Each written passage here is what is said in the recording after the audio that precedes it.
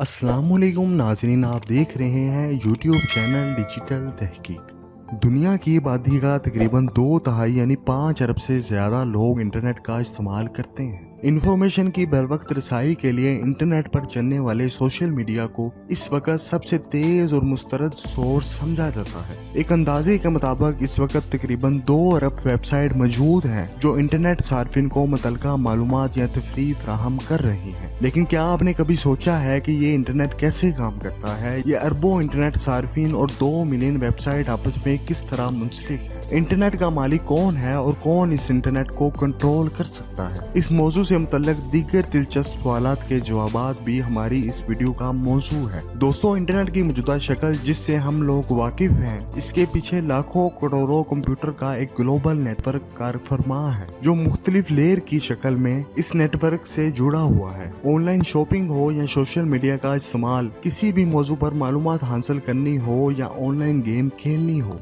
Internet का इस्तेमाल दुनिया के हर शोबे में नजर आता है। इंटरनेट पर कोई भी कंटेंट देखने के लिए एक मखसूस वेबसाइट को विजिट करना पड़ता है जहां पर ये कंटेंट मौजूद होता है। वेबसाइट का नाम कैसे हासिल किया जाता है, कौन हमारी वेबसाइट को रजिस्टर करता है और इंटरनेट पर मौजूद वेबसाइट को कौन कंट्रोल करता है और मैनेज करता है, इन सवालों के जवाब जानने के लिए इंटरनेट के चंद बुनियादी कॉन्सेप्ट को जानना बहुत जरूरी है। आपकी स्क्रीन पर चलने वाली इस वीडियो का डाटा गूगल या यूट्यूब के डाटा सेंटर पर महफूज है जो आपसे हजारों किलोमीटर दूर हो सकता है। इस वीडियो डाटा का अपने सोर्स यानी डाटा सेंटर से एंड यूजर यानी मोबाइल या लैपटॉप स्क्रीन तक पहुंचने का तवील सफर नहायत दिलचस्प और नाकाबिले यकीन है। इंटरनेट पर मौजूद कोई भी मवाद जब हम तक पहुंचता है तो मुतल्लिका सेंटर के अंदर किसी डाटा स्टोरेज डिवाइस जैसा कि सॉलिड स्टेट डिवाइस SSD में महफूज होता है।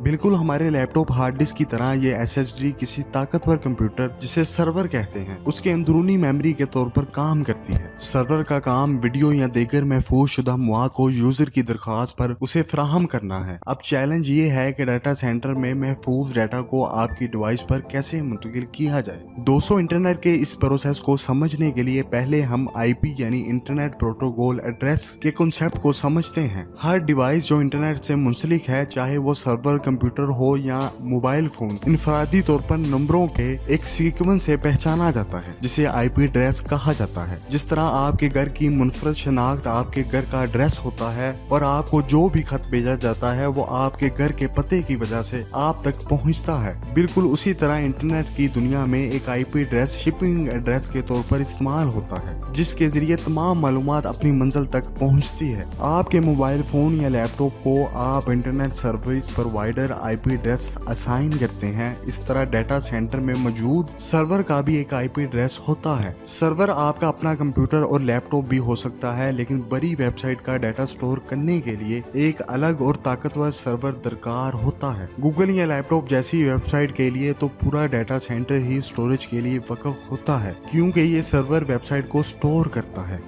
लिहाजा आप सर्वर का IP एड्रेस जानकर ही किसी वेबसाइट तक रसाई हासिल कर सकते हैं। अब किसी एक शख्स के लिए इतने ज्यादा IP एड्रेस याद करना बहुत मुश्किल काम है, इसलिए इस मसले को हल करने के लिए youtube.com या facebook.com वगैरह जैसे डोमेन नेम इस्तेमाल किए जाते हैं जो IP एड्रेस से मुताबिकत रखते हैं। अब सवाल ये पैदा होता है कि इंटरनेट को हमारी डोमेन नेम के मुताबिक IP एड्रेस कहाँ से मिलते हैं। इस मकसद के लिए इंटरनेट एक बड़ी फोन बुक का इस्तेमाल करता है जिसे DNS यानी डोमेन नेम सिस्टम कहा जाता है। जिस तरह आपके मोबाइल फोन में किसी शख्स के नाम से उसका मोबाइल नंबर महफूज होता है, उसी तरह DNS सर्वर डोमेन नेम से मुतल्लिका IP एड्रेस फराहम करता है। मुख्तसर ये कि आप अपने वेब ब्राउजर पर डोमेन का नाम दर्ज करते हैं और ब्राउजर मुतल्लिका IP एड्रेस हासिल करने के लिए DNS सर्वर को दरखास्त भेज सकता है। IP एड्रेस हासिल करने के बाद आपका ब्राउजर डाटा हासिल करने की दरखास्त मुतल्लिका डाटा सेंटर पर मौजूद सर्वर को भेजता है। एक बार जब सर्वर को किसी महफूज वेबसाइट तक रसाई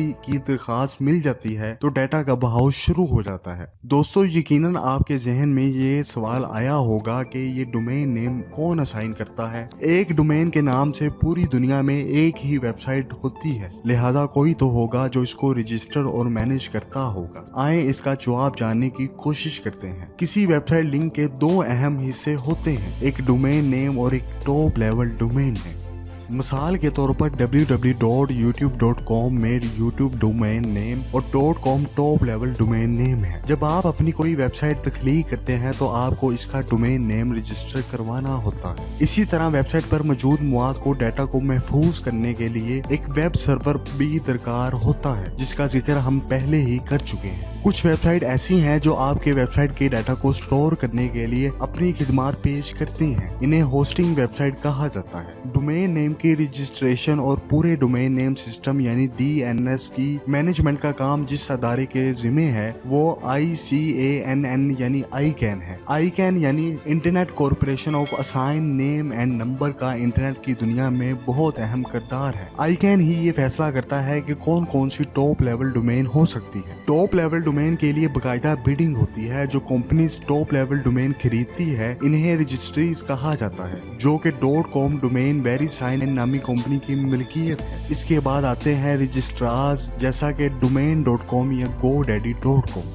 ICANN अपने तस्दीक शुदा डोमेन रजिस्ट्रार्स के जरिए डोमेन नेम सिस्टम यानी DNS को मैनेज करता है। रजिस्ट्रार्स खुद टॉप लेवल डोमेन के मालिक तो नहीं होते, लेकिन ICANN की तरफ से इन्हें ये इख्तियार दिया गया है कि वो आपका मतलूबा डोमेन नेम आपको फरोख्त और रजिस्टर कर सकते हैं। दोस्तों, इसी तरह IP एड्रेस को मैनेज करने का काम इंटरनेट असाइन नंबर अथॉरिटी यानी IANA के पास है, जो कि ICANN का ही एक झेली अदारा है। इंटरनेट को इसी तरह स्टैंडर्डाइज करना इसलिए जरूरी है ताकि दुनिया में बैठा कोई भी शख्स, चाहे वो न्यूयॉर्क में हो, बीजिंग में हो या लाहौर में, उसकी बनाई हुई वेबसाइट दुनिया के तमाम सार्फिन की रसाई में हो। और ये इसी सूरत मुमकिन है जब इन वेबसाइट की इंटरनेट पर स्टोरेज और सार्फिन तक डाटा ट्रांसमिशन का निज़ाम पूरी दुनिया में यकसा हो, एक जैसा हो। बज़ाहिर ऐसा लगता है कि ICANN अपने वसी तरह इख्तियारात के साथ इंटरनेट को मुकम्मल कंट्रोल कर सकता है। शायद ये इदारा ही इंटरनेट का मालिक है, लेकिन दोस्तों ऐसा नहीं है। ICANN एक रेगुलेटरी अथॉरिटी जरूर है, लेकिन इंटरनेट खुद एक डिसेंट्रलाइज्ड नेटवर्क है, बल्कि बहुत सारे अलग अलग नेटवर्क का एक मजमुआ है। कोई भी कंप्यूटर जो इंटरनेट के साथ कनेक्टेड है वो इंटरनेट को बनाता है। इसी तरह इस नेटवर्क में शामिल होकर हर कंप्यूटर या सर्वर एक नेट की तरह एक दूसरे से मिला हुआ है। इस बिना पर ये कहा जा सकता है कोई भी इंटरनेट का मालिक नहीं है और हर कोई इंटरनेट का मालिक है।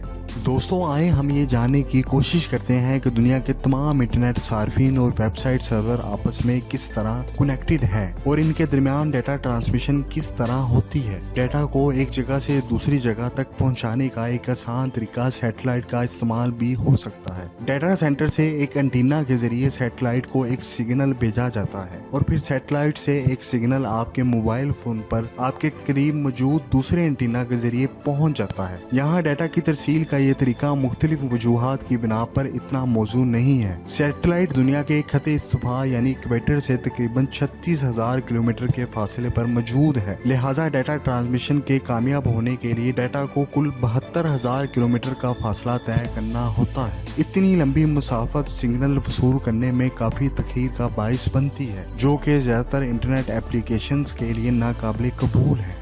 मजीद ये कि मौसम के खराबे कम्युनिकेशन पर असरअंदाज होती है। इसके अलावा दीगर तकनीकी मसाइल भी इस तर्ज की कम्युनिकेशन की राह में रुकावट है, क्योंकि इंटरनेट की कम्युनिकेशन इतने बड़े स्केल पर बजरिया सैटेलाइट इतनी मौजूद नहीं। इसलिए हम आपको बताते हैं कि प्रैक्टिकली ये सब दरअसल होता कैसे है। इस मकसद के लिए ऑप्टिकल फाइबर का एक बहुत वसी निज़ाम मौजूद है, जिसके जरिए डिजिटल डाटा लाइक पल्सेस की सूरत में मुंतकिल किया जाता है। दुनिया में ऑप्टिकल फाइबर का मुकम्मल नेटवर्क 3 मुख्तलिफ लेवल में तकसीम किया गया है, जिन्हें टियर्स कहा जाता है। टियर 1 पर ऑप्टिकल फाइबर के जरिए दुनिया के तमाम बड़े आज़मों, कॉन्टिनेंट्स को और कंट्री को मिलाया गया है। इस दौरान उन्हें दुश्वार गुजार इलाकों जैसे पहाड़ों या समुद्र के नीचे से भी गुजारना पड़ता है। टियर 1 के मशहूर ISP में AT&T, NTT, वेरिजोन और TATA कम्युनिकेशन शामिल है। इससे नीचे मुल्कों के अंदर मुख्तलिफ रियासतों, सूबों और शहरों को आपस में मिलाने के लिए ISP Tier 2 काम करते हैं। इसके बाद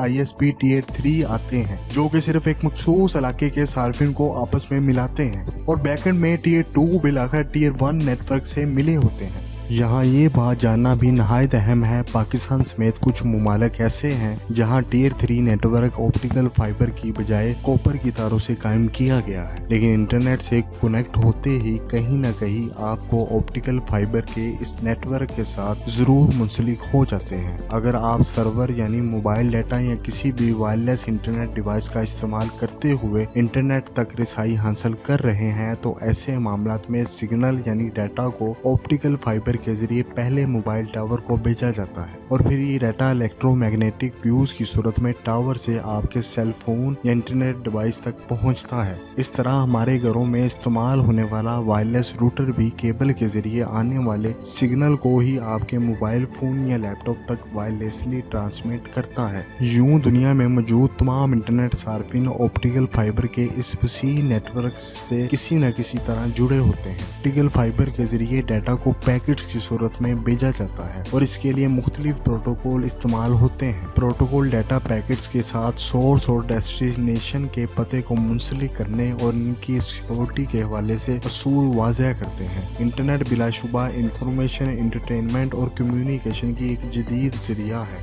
आज की इस मालूमाती वीडियो में हमने इंटरनेट की टेक्नोलॉजी को समझा और ये जाना कि इंटरनेट के वसी नेटवर्क को बनाने और मैनेज करने में कौन कौन से मराहल शामिल है। हमने ये भी देखा कि इंटरनेट के जरिए कोई भी कंटेंट किस तरह हम तक पहुंचता है। ये वीडियो आपको कैसी लगी, इस बारे में आपकी जो राय है हमें कमेंट्स में ज़रूर आगाह कीजिएगा। शुक्रिया।